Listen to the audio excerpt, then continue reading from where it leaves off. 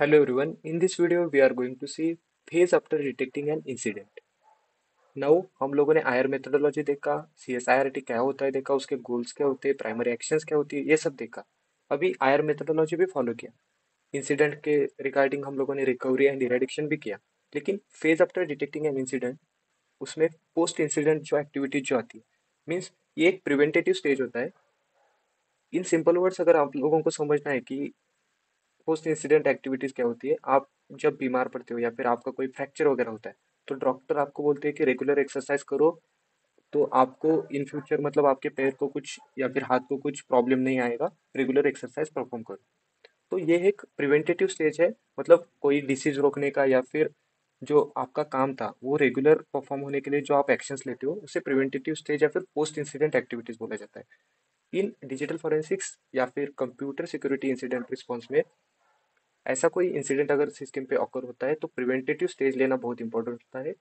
इसमें basic task आते हैं जैसे कि एंटीवायरस इंस्टॉल करना, सॉफ्टवेयर अपडेट्स करना, वल्नरेबल पॉइंट्स को रिमूव करना और कंटिन्यूअस ऑडिट करना कंप्यूटर सिस्टम का, जिससे हम लोगों को समझे कि कंप्यूटर सिस्टम में ये इश्यूज है, ये निकालने पड़ेंगे। जो आउटडेटेड सॉफ्टवेयर है उनको निकालना पड़ेगा या फिर नए जो सिक्योरिटी फीचर्स है उनको अपडेट करना पड़ेगा।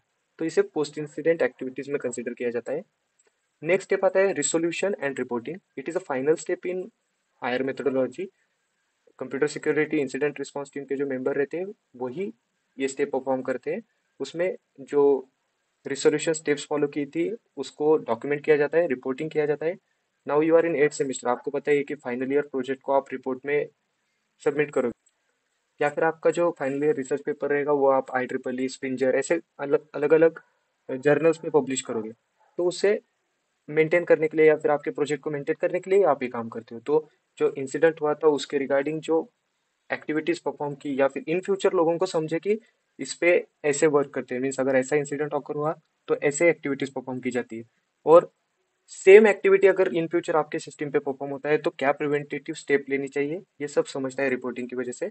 और अगर सेम एक्टिविटीज अगर आपके सिस्टम पे वापस वापस परफॉर्म होने लगी तो आपका लॉस भी हो सकता है, मनी लॉस भी हो सकता है, सेम रिसर्च अगेन करना पड़ सकता है।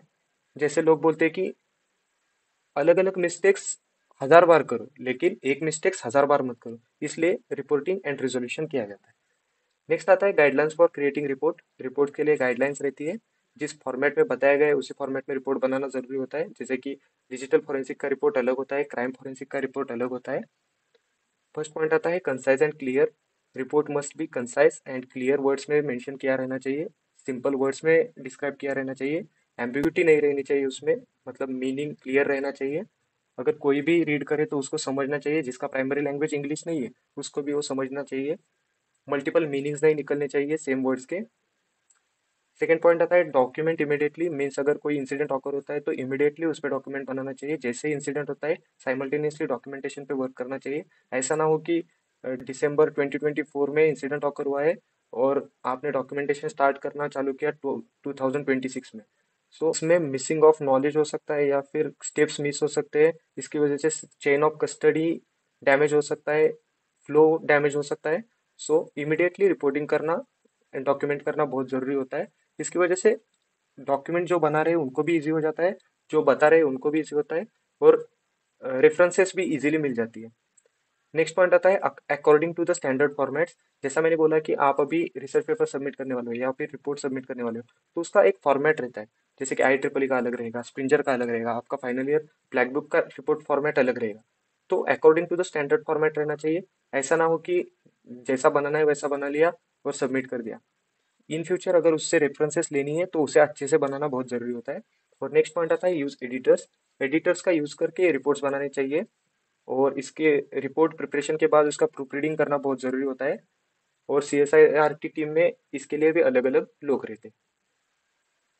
So that's it in this video. अगर आपको ऑनर साइबर सिक्योरिटी रिलेटेड भी वीडियो चाहिए तो कमेंट सेक्शन में डाल सकते हो, उसमें आपके 8वें सेमेस्टर का एप्लीकेशन सिक्योरिटी सब्जेक्ट कवर किया गया है। So that's it in this video. Next video से हम लोग सेकंड चैप्टर स्टार्ट करेंगे। Thank you.